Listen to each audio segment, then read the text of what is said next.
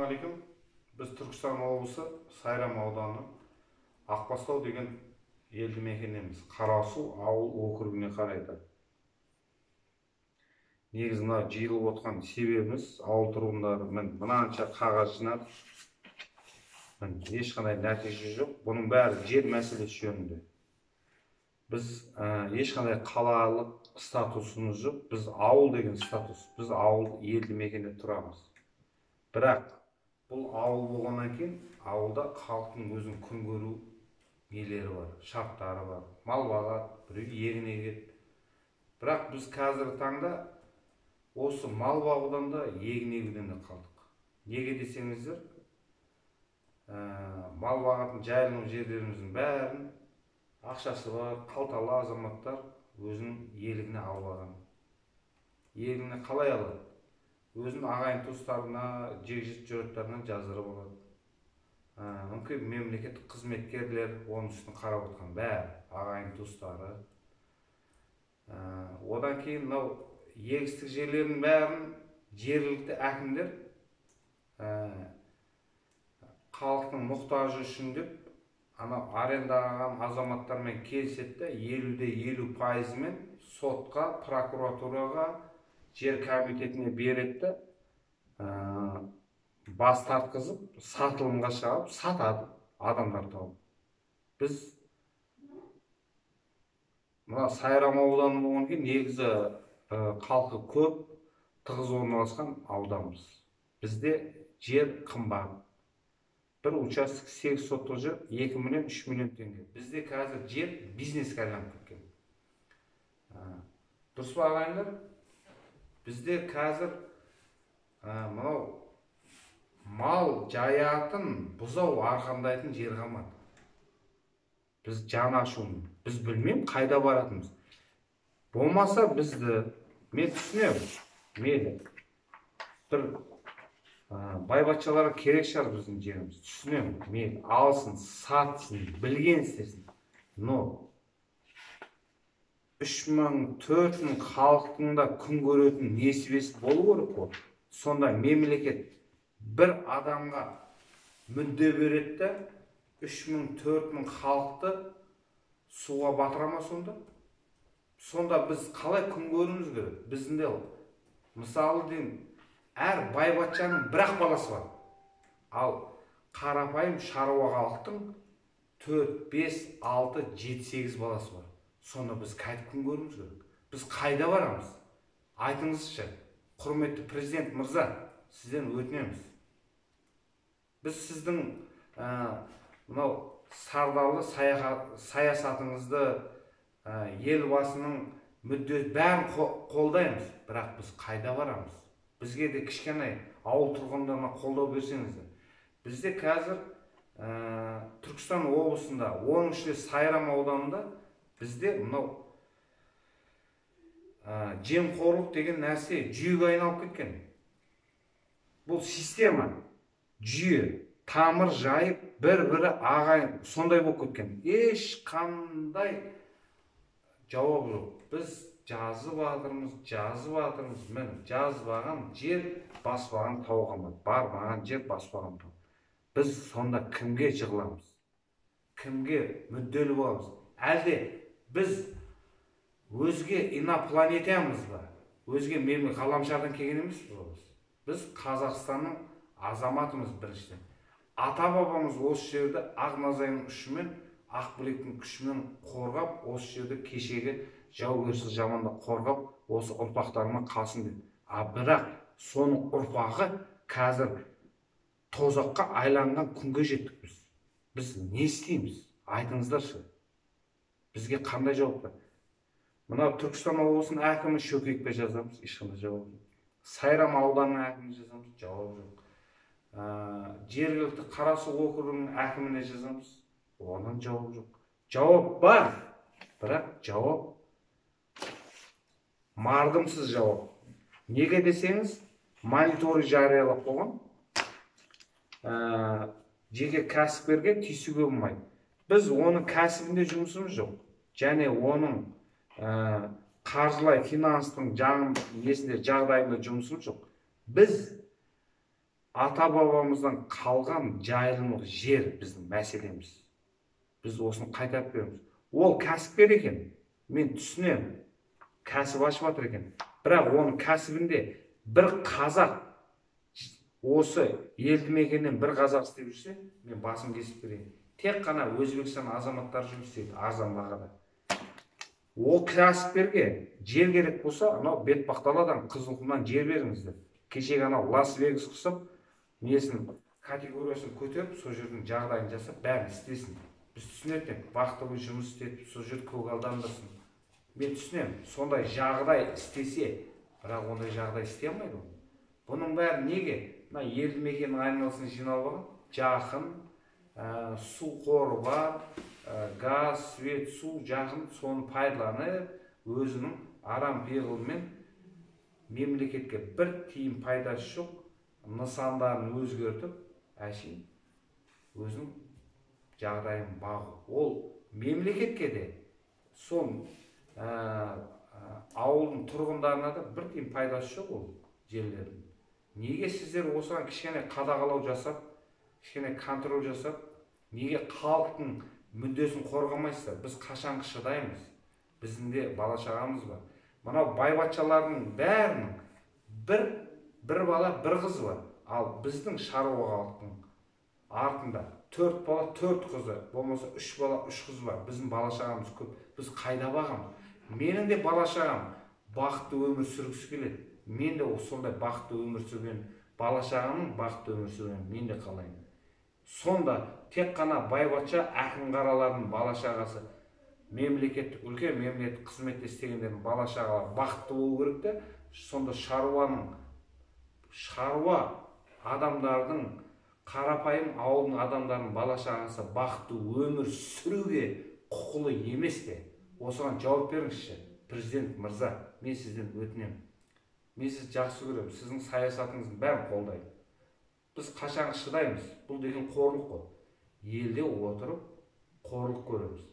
Басқа жақтан, басқа елді мекеннен келеді, ауылымыздың жерін сатып ала салады, аукционмен сатып алады, болмаса 49 жылға аренда қала салады. Бұл не деген масқара?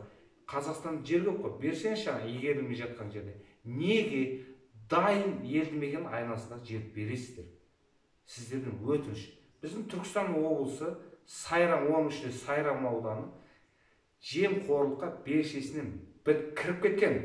Тек шаш шығып тұр. Ауада кірмейді ол. Уже біткен, шіріп кеткен. Бұл жер тексермейді. Неге? Өйткені иіс шығып тұр. Ақшаны береді, жібереді, бітті. Бәрі сыбайлас бір-бірімен.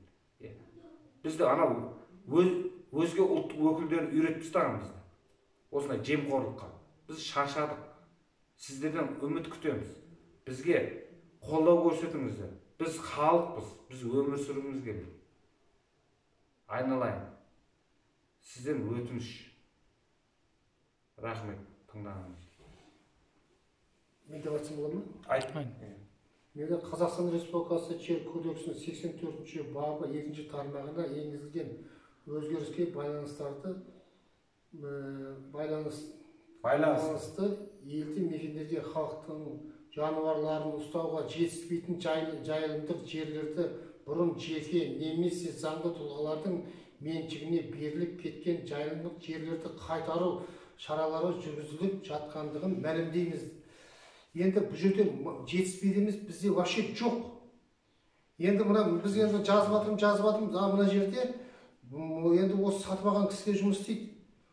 Мына жерде былай жазыпты, Сайрам ауданы бойынша мемлекеттік кірістер басқармасының мирас шаруашылық қожалығын тіркеу үшін дара кәсіпкер ретінде қызметін бастау туралы хабарлама беріп, яғни бүгінгі таңда хабарлама біріктірілген салық ақпараттар жүйесі бағдарламасында енгізілген хабарлаған. Сондықтан да азамат Жаңабаев Мақсат Патшабаевтың жер учаскесінің заңдылығын тексеруге жоғарыда көрсетілген жарлықтың талабы бойынша мүмкіншілік жоқтығын хабарлаймыз дейді. Ал мына жердегі заңға сонда бұлар, білмеймін, бұл заңдарыңызға бағынбайған қандай не екен. Бүткіл бәрі осыған жұмыс істейді. Жауаптарын бәрі кілең осындай бір заңға бағынуымыз керек шығар. Осыны кішкене қол қалсаңыз. Прокуратурада осыған жұмыс істейді, бүкіл әкімшілікте осыған жұмыс істейді. Мынау енді роботың да осыған жұмыс істейді. Кішкене осы бізге бір көңіл бөлсеңіз. Қарағалдыққа. Иә, бөрте енді 3.000 тұрғыны бар. 500 қара мал шықса, енді жылқы, қойларды айтпай-ақ қояйық. Енді ауылда тұрғаннан кейін ол мал бізге мал жайылым ауадай қажет, жетіспейді емес, бізде вообще жоқ есебінде. Бұл жерде мал енді егіндік емес, бұл малдың ауылымыздың шетіндегі мал жайылым жерді айда бау екіп тастаған ба? Қоршап жатыр. Бұл сіздердің заңдарыңызды қазір білмеймін, кеше ғана телевидениеге шықты. Бұлар наоборот күшіне мініп жатыр. Жұмыстарын одан да күшейтіп жатыр. Осыңызды енді бізге бір көңіл бөліп, мынау енді білмеймін енді. Инопланетадан келгендерге бір кішкене мына заңның осындай бар екенін бір ескертіп қойсаңыз. Рахмет. Болды. Түркістан облысының әкімі Өмірзақ Шөкеевке бізге сіз құрметті Түркістан облысының әкімі Өмірзақ Шөкеев, сіз осы неде Сайрам ауданы Қарасу ауыл округіндегі Ақбастау ауылында өзіңіздің дачаңыз бар. Сіз келіп осында демаласыз. Каждый сенбі жексенбі.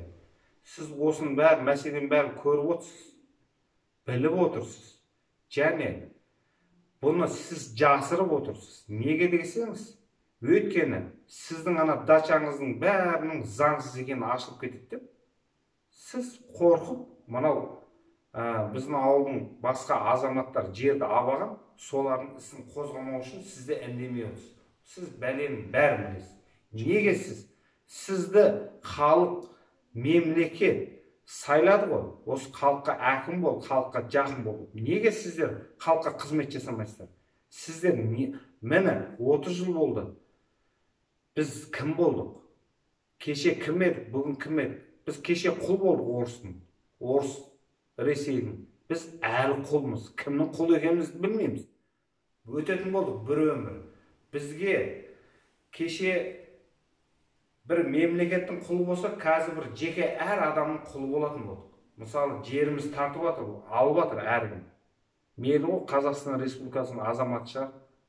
Кім Қазақстан Республикасының азаматы емес, келіп жатқан қашқан-құшқан бәр азамат. Мен бір елді дүрліктірейін, анау деп жатқаным жоқ. Бізге де көңіл аударсаңыздар. Мынау біз арыз жазамыз. Олар 1 ай, 2 ай күтеді, бір себебін тауып береді. Ал мен мысалы бір заң бұзайын көшеде. Маған сол күні заң қолданады да айыппұл. Ал бұл кісілерге ешқашан қолданбайды. Бұл не деген масқара? Сонда Қазақстан Республикасының заңдары, кодекстері тек қана қарапайым адамдарға ғана арналған ба? Әлде мемлекеттік қызметкерлер олар Қазақстан Республикасының азаматы емес? Неге оларға ондай нәрсе қолданылмайды? Оның ағайын туыстарына неге қолданылмайды? Біз қашан зайырлы әдемі мемлекетке жетеміз? Сізден өтініш.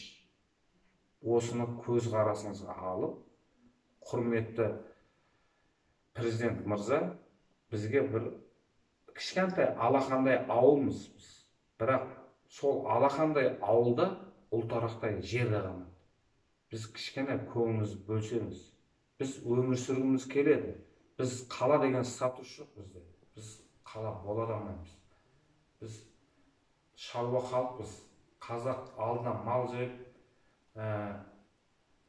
малын бағып, соның несібесін жеп, соның күнін көрген халық. Біз еш одан басқа тірлік істей алмаймыз.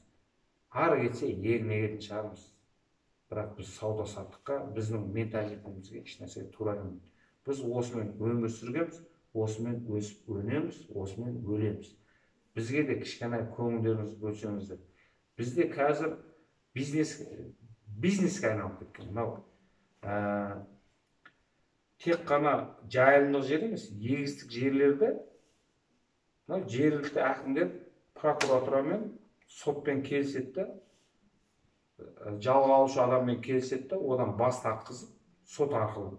Сөйтеді 50% алады, ол ағайын туысын жинайды, 50%-ына жердің егесі адам жинап соған жаздырып, қалған 50%-ын әкімшілік, прокуратура, сот, жер комитеті алады.